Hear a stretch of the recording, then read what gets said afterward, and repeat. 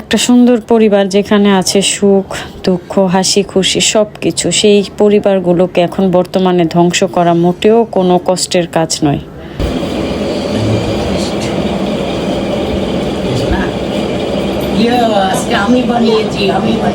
Hello everyone, আসসালামু আলাইকুম, welcome to my new blog. তো অনেক দিন পর আপনাদের সামনে চলে আসছি। আসলে আমি অনেক অসুস্থ যে আমার লাইফে আমি যখন ক্লাস 7-এ পড়ি তখন আমি হসপিটালে অ্যাডমিট ছিলাম। আমার অ্যাপেটিসাইডের অপারেশনের সময় আমি অ্যাডমিট ছিলাম। দেন সিজারের সময়, সেটা আমি ধরি না কারণ এটা প্রতিটা মেয়েরই আসলে এরকম হয়, কিন্তু এত বছরের জার্নিতে এই ফার্স্ট টাইম আমি বিবাহিত জীবনে আমি হসপিটালে 7 দিন অ্যাডমিট ছিলাম। তো 7 দিন আর বাসায় ছিলাম 7 দিন। 7 দিন বাসায় যে ছিলাম, আমি যে কিসের মধ্যে ছিলাম একমাত্র আমি জানি, আমার আল্লাহ জানে। আর কোন পরিস্থিতি আসলে হলে একটা মানুষকে 7 দিন হসপিটালে অ্যাডমিট থাকতে হয়, সেটা যারা জানে তারা তো জানেই যে কতটুকু কষ্ট হলে এই কাজটুকু হয়। তো যাই হোক, আলহামদুলিল্লাহ 7 দিন পরে আপনাদের ভাই আমাকে বাসায় নিয়ে আসছে। খুবই আগের থেকে বেটার ফিল করতেছি, সত্য কথা, অনেক বেটার ফিল করতেছি। তো এই ব্লগটা আসলে আমি অসুস্থতার সময়ে তখন অতটা ছিলাম না। তো এই রেসিপিটা আপনাদের ভাই আর কুরবানির পরে আমি খুবই পছন্দ করি তার হাতের তৈরি করা। তো যেহেতু আমি একটু অসুস্থ ফিল করছিলাম ওই সময়, তো সে নিজের হাতে আমাকে এই রেসিপিটা করে খাওয়াচ্ছে। সবসময় খাওয়ায়, কিন্তু এবার একটু অন্যরকম। একদম মনে হলো কি যে বেটে বুটে রান্না করলে যদি এটা করে তাহলে মনে আমার বেশি খেতে ভালো লাগবে।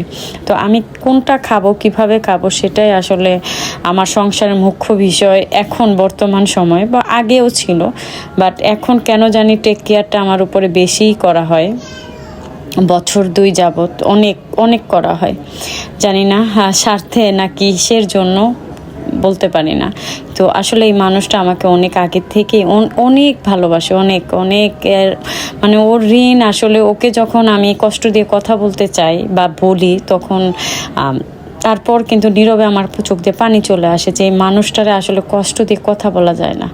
এই মানুষটা এত নিরীহভাবে তাকায় থাকে চেহারার দিকে বা হাসানোর চেষ্টা করে, আমি যে তাকে এত কষ্ট দিয়ে আঘাত দিয়ে কথা বলতেছি তার কোনো ফিলই তার ভিতরে আসে না।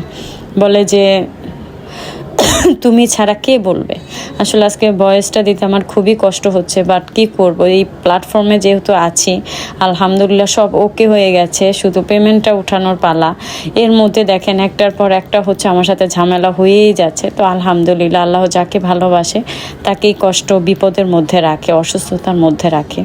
তো আমি যখন আসলে অসুস্থ হই, তো আমার মাথায় একটা চিন্তায় কাজ করছিল যে আমাকে মনে হয় ব্ল্যাক ম্যাজিক করা হয়েছে, কারণ অতীতেও করা হয়েছে, তারপর আমার মাকে করা হয়েছে। মার কথা নয় বাদই দিলাম, মার সময় আসলে এত আপডেট কিছু ছিল না। মা তো বমি করতে করতে মনে হচ্ছিল যে পৃথিবী থেকে শেষ হয়ে যাবে।